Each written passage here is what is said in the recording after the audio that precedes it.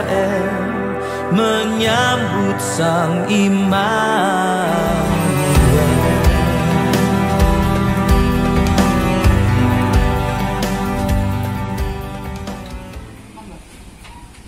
Bapak Ibu, saudara-saudara sekalian, anak-anak semua, pada malam hari ini kelompok selatan akan membawa renungan pada hari Jumat 11 Desember 2020.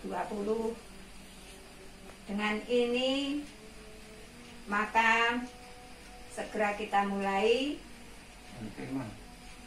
dengan tema berbahagialah mereka yang tidak menjadi kecewa dan menolak aku. Sebelumnya mari kita bersama-sama saat teduh kita mulai.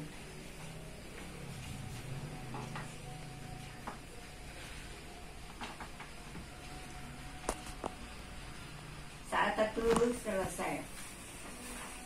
Bapak Ibu, mari kita memuji nama Tuhan dengan lagu pujian Kidung Jemaat 119. Hai dunia, gembiralah. Hai dunia, gembiralah, dan sambut Rajamu. Di hatimu terimalah bersama bersyukur, bersama bersyukur, bersama-sama bersyukur. Mari kita berdoa. Allah Bapa kami yang bertata di kerajaan surga yang mulia, terpujilah namamu untuk selama-lamanya. Tuhan, kami mengucap syukur dan terima kasih atas bimbingan dan penyertaan Tuhan dari rumah kami masing-masing sampai di tempat ini dengan selamat. Tuhan, kiranya pada malam hari ini kami akan membawakan renungan Ragi Roti pada tanggal 11 Desember 2020. Kelompok selatan. Ya Tuhan, kiranya menyertai kami satu persatu, supaya kami di dalam memuji dan memuliakan nama-Mu ini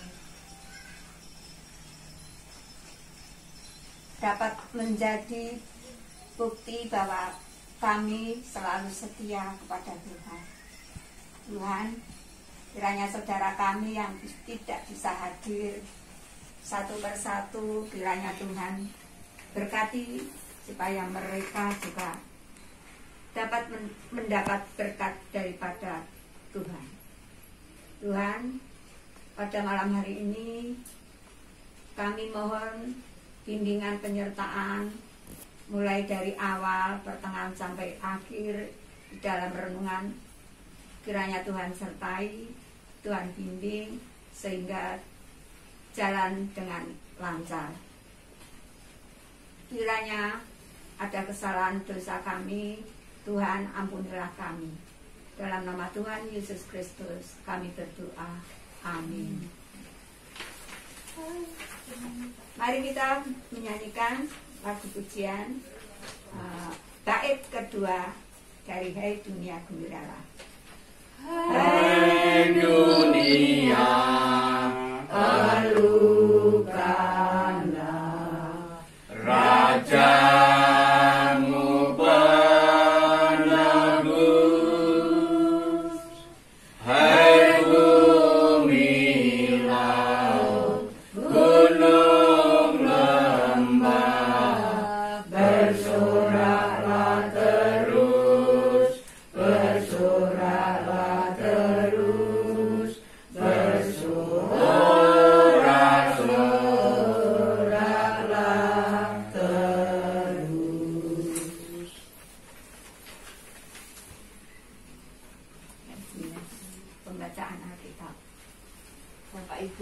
malam ini kita untuk sebagai dasar di dalam pertemuan malam ini kita bacakan dari Alkitab Matius 11 ayatnya yang kedua sampai 11. Yesus dan Yohanes Pembaptis. Di dalam penjara Yohanes mendengar tentang pekerjaan Kristus, lalu menyuruh murid-muridnya bertanya kepadanya, "Engkaukah yang akan datang itu, atau haruskah kami menantikan orang lain?" Yesus menjawab mereka, "Pergilah dan katakanlah kepada Yohanes apa yang kamu dengar dari kami dan kamu lihat. Orang buta melihat, orang lumpuh berjalan, orang kusta menjadi tahir, orang tuli mendengar, orang mati dibangkitkan, dan kepada orang miskin diberitakan kabar baik. Dan berbahagialah orang yang tidak menjadi kecewa dan menolak aku." Setelah murid-murid Yohanes pergi, mulailah Yesus berbicara kepada orang banyak itu tentang Yohanes. "Untuk apakah kamu pergi ke padang gurun, melihat buluh yang digoyangkan angin kian kemari?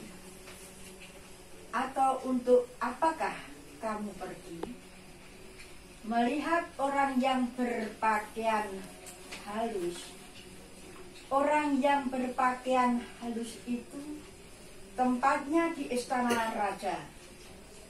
Jadi untuk apakah kamu pergi melihat nabi? Benar, dan aku berkata kepadamu, bahkan lebih daripada nabi. Karena tentang dia ada tertulis, 'Lihatlah, aku menyuruh utusanku mendahului engkau yang akan mempersiapkan jalanmu di hadapanmu.' Aku berkata kepadamu, sesungguhnya di antara mereka yang dilahirkan oleh perempuan tidak pernah tampil seorang yang lebih besar daripada Yohanes Pembaptis. Namun yang terkecil dalam kerajaan surga lebih besar daripadanya." Sekian, terima kasih. Mari teman-teman, Bapak Ibu sekalian, kita lanjutkan membaca renungan. "Berbahagialah yang tidak menjadi kecewa dan menolak aku." Apa yang akan kita lakukan ketika harapan-harapan kita tidak terwujud? Tidak terwujudnya harapan pasti mendatangkan kekecewaan. Seorang mahasiswa mengharap lulus tepat waktu, namun karena hal tertentu, kelulusannya terlambat. Seorang pedagang mengharapkan dagangannya mendatangkan untung, namun karena dagangan tidak laku, keuntungan yang diharap lenyap. Kecewalah hati pedagang itu. Selain dua contoh itu, dalam kehidupan kita masih banyak contoh tentang kekecewaan yang dialami. Rasa kecewa bisa dialami oleh siapa saja. Di bacaan yang kita baca hari ini, tampaknya Yohanes Pembaptis menyampaikan rasa kecewanya. Ia telah tampil sebagai nabi yang kuat, berani menegur banyak orang berdosa, termasuk Herodes, raja yang sedang berkuasa sehingga ia harus masuk penjara. Dialah yang memperkenalkan Yesus sebagai Mesias dan meyakini dirinya hanya sebagai pembuka jalan. Namun ketika ia menderita di penjara dan merasa harus menanggungnya sendiri, keyakinan Yohanes menjadi goyah. Ia pun mengutus muridnya untuk bertanya kepada Yesus, "Engkaukah yang akan datang itu, atau haruskah kami menanti yang lain?" Mari Bapak Ibu kita lanjutkan. Tuhan Yesus memahami perasaan Yohanes Pembaptis dan perasaan murid-murid Yohanes. Ia mengatakan pada mereka, "Pergilah dan katakanlah kepada Yohanes apa yang kamu dengar dan kamu lihat." orang buta melihat, orang lumpuh berjalan, orang kusta menjadi tahir, orang tuli mendengar, orang mati dibangkitkan, dan kepada orang miskin diberitakan kabar baik. Dan berbahagialah orang yang tidak menjadi kecewa dan menolak aku. Atau Matius 3 ayat 4-6. Melalui perkataan itu, para murid Yohanes diminta untuk mendengar dan melihat sendiri siapakah Mesias itu. Dengan mendengar dan melihat sendiri karya Mesias, mereka dan beriman pada Tuhan atas dasar pengalaman iman, bukan berdasar apa yang kata orang. Iman pada Tuhan yang berasal dari pengalaman nyata membuat seorang mengalami kebahagiaan. Apaan makna kedatangan Tuhan bagi kita di zaman ini? Tuhan Yesus mengatakan pada murid-murid Yohanes Pembaptis, berbahagialah orang yang tidak menjadi kecewa dan menolak aku. Di sini kita menemukan pesan bahwa mereka yang berbahagia adalah yang tidak kecewa dan menolak aku, menolak Tuhan Yesus. Mengapa orang menjadi kecewa pada Tuhan Yesus? Dari pertanyaan murid-murid Yohanes Pembaptis ini melihat bahwa murid-murid Yohanes Pembaptis bisa saja menjadi kecewa terhadap Tuhan karena mereka tidak sabar melihat Tuhan bertindak. Orang-orang yang tidak sabar akan memaksakan kehendaknya sendiri. Ketika semua yang diinginkan tidak didapatkan, seseorang terjadi marah dan kecewa. Dari dulu hingga saat ini, sangat banyak orang menjadi kecewa pada Tuhan dan karena itu meninggalkan Tuhan. Pertanyaannya, apakah Tuhan mengecewakan kita? Jawabnya tidak. Sepanjang masa Tuhan tidak pernah mengecewakan. Manusialah yang kurang sabar menunggu Tuhan bertindak. Kurangnya kesabaran manusia menjadikan gegabah. Permenungan ini mengingatkan kita agar tetap meyakini rencana Tuhan dan tidak menjadi kecewa, apalagi meninggalkan Tuhan. Hidup di dunia memang penuh dengan tantangan, bahkan bisa jadi berbagai peristiwa dalam hidup mengecewakan kita. Bila kita memiliki iman dalam Dia, kita akan bertekun dan pastilah akan mengalami kasih Allah. Kemudian pembacaan kita.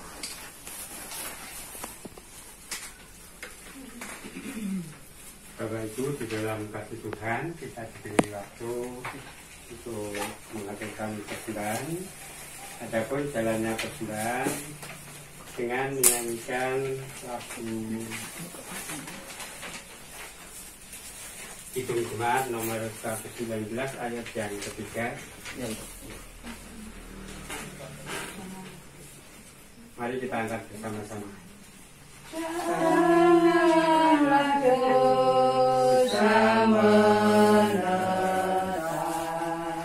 di ladang dunia, penuh berkat, berlimpah selamanya, berlimpah selamanya, berlimpah selamanya. Bapak Ibu, di dalam kasih Tuhan, maka kita menghadap Tuhan di dalam doa.